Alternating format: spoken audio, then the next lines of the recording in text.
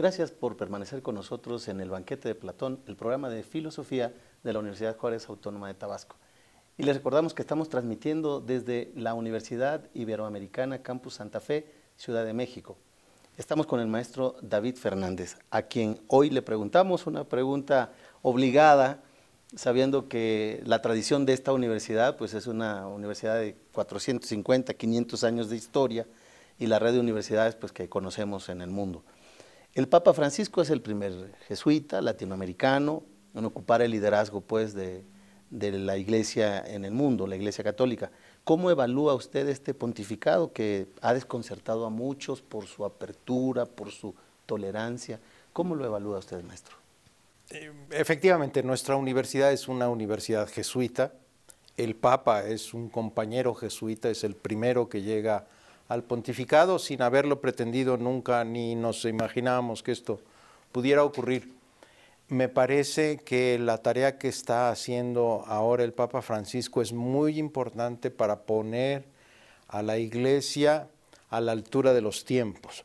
La Iglesia Católica se ha replegado mucho tiempo sobre sí misma, ha tenido dificultad para dialogar con la cultura contemporánea, para comprender nuevas problemáticas y circunstancias de los hombres y mujeres modernos de esta época.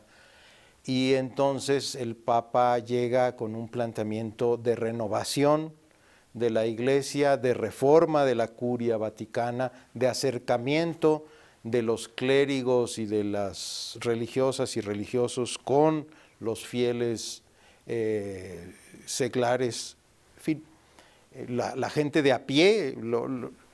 Y entonces esto ha significado para muchos que estaban más bien en una lógica no de diálogo con el mundo, sino de confrontación con el mundo, un desconcierto, en efecto.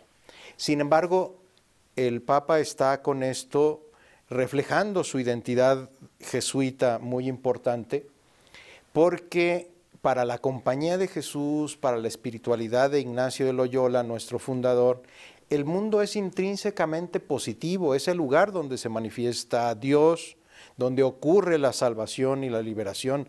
No hay que pelearse con el mundo, hay que entenderlo y allí transmitir nuestra inspiración e identidad.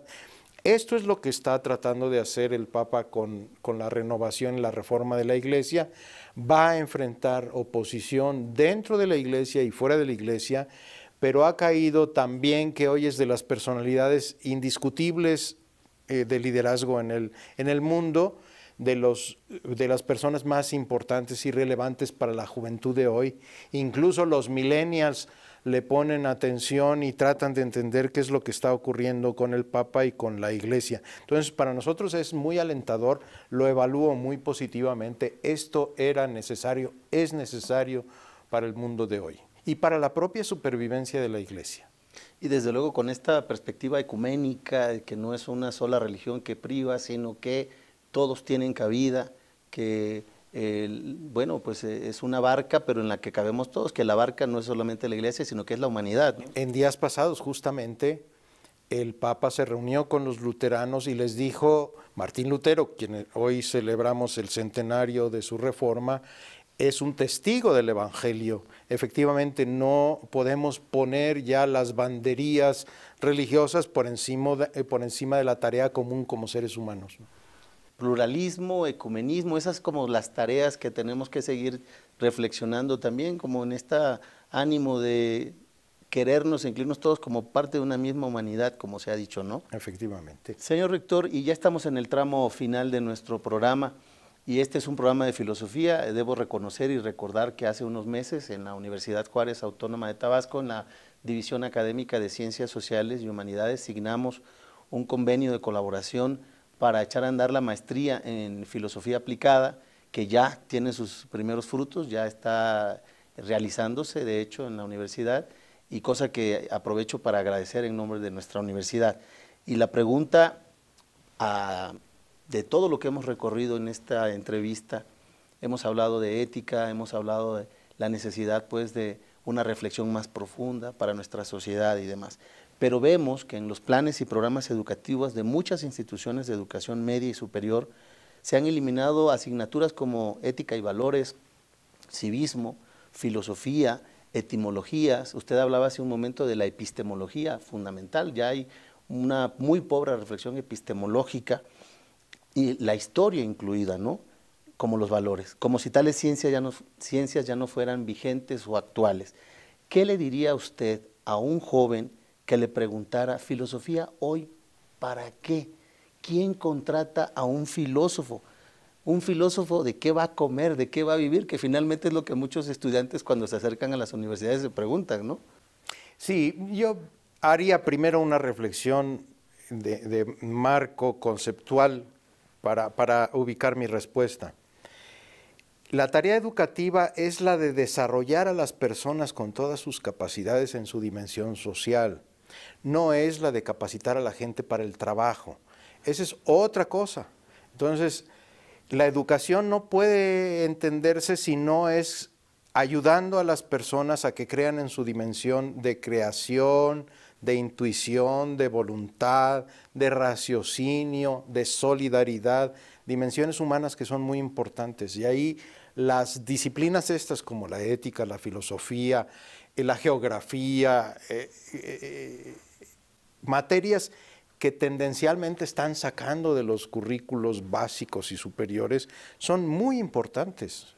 Y entonces ahí digo, bueno, los filósofos tienen trabajo asegurado, lo mismo en una universidad, pero también en una primaria, en una secundaria, en las oficinas de gobierno, en la reflexión sobre el rumbo que ha de tomar el país, un municipio, en fin.